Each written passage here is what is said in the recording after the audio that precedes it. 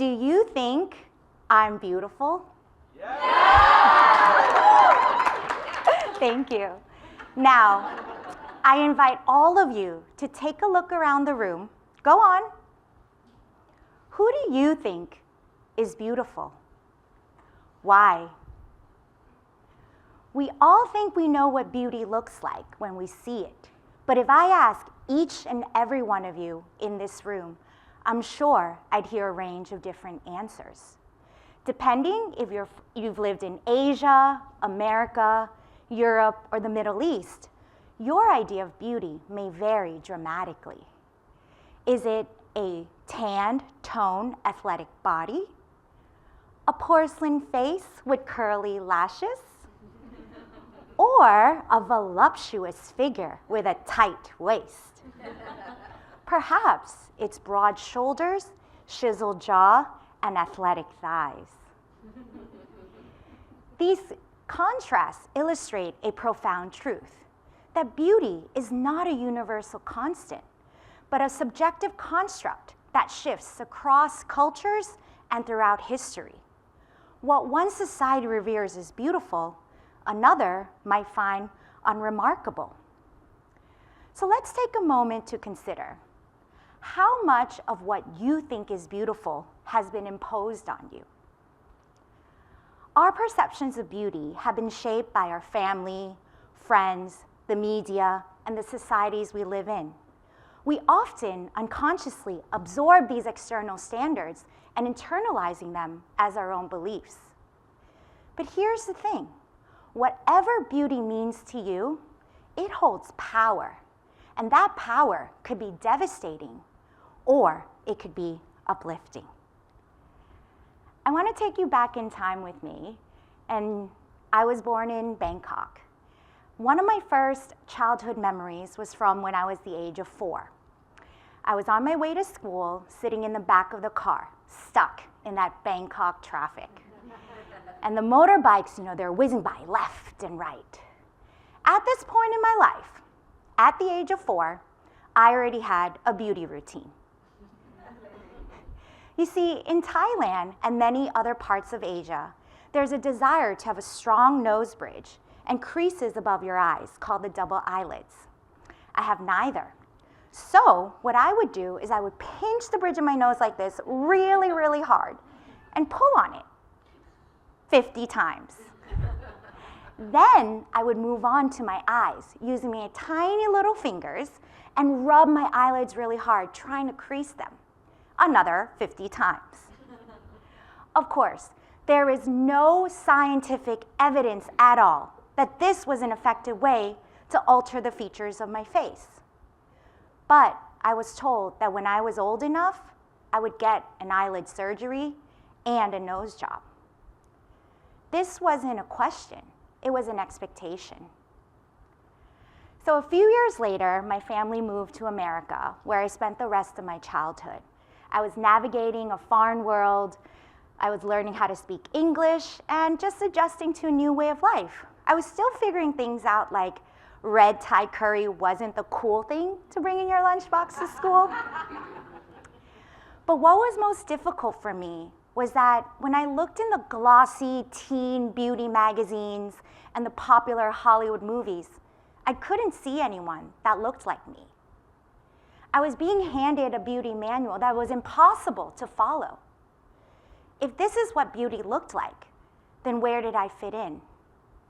I felt like I was being weighed, measured, and dismissed.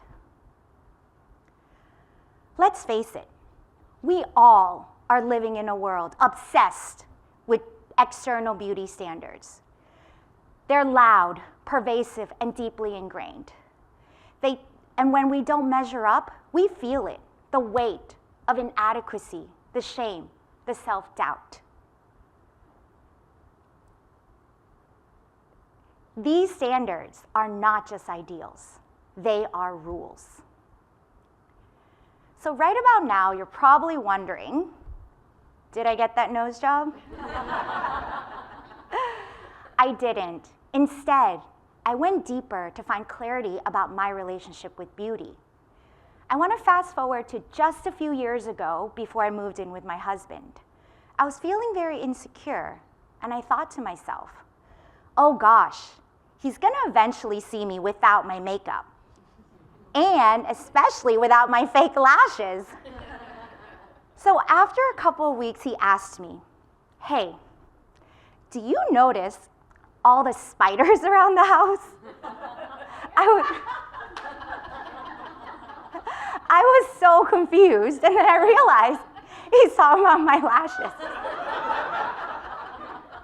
Yes, sometimes they fall off around the house, leaving me very glamorous on one side and very all-natural on the other. But here was the thing. I did not care if he saw me with my fake lashes or not. I wore them for me. It was never about him. I look more awake and ready in the morning. It saves me time. I've been wearing them for years. I'm addicted to them. This realization led me to ask myself, what if beauty isn't something you achieve, but something you define? I began to see beauty less and less about appearances and more about how I felt, about myself, my life, and my choices. So why then? Why do we allow others to define what beauty is for us?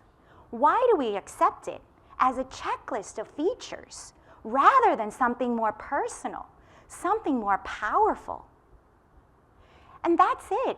Beauty rituals should be about what makes you feel good, not about conforming to someone else's ideals. So imagine if we could separate the external standards from our internal concept of beauty. What would you do differently? Would you still wear makeup? Would you get Botox? Would you spend hours and hours at the gym? Maybe, maybe not. It's not about how much or how little you do, but it's how you feel. And don't get me wrong, the pursuit of beauty is not inherently bad. What matters is the intent behind it. Because there is a big difference between doing something because it makes you feel obligated to, versus doing something because you feel confident. The first is conformity. The second, that's empowerment. And beauty standards affect all of us.